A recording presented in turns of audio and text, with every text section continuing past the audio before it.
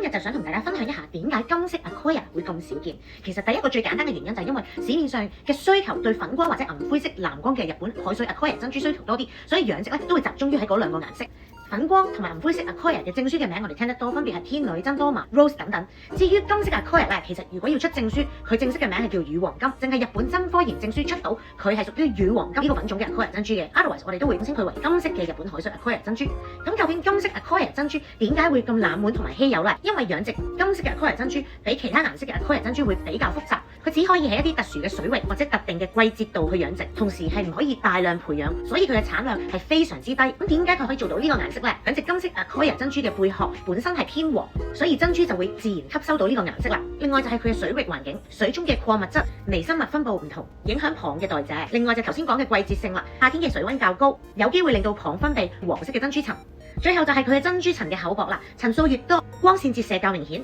就可以睇到佢呢個咁靚嘅金色嘅光澤啦。特別留意金色嘅日本海水 Aquaria，佢係淡黃色，有少少係香檳金，同南洋金珠嗰種金係完全唔同㗎。所以下次我哋見到金色嘅Aquaria珍珠就記珍惜啦，因為市場上佢真係相對嚟講非常少㗎。今日嘅分享就到呢度，如果你哋有乜嘢問題就歡迎留言或者直接 inbox我哋下條片再見，拜拜。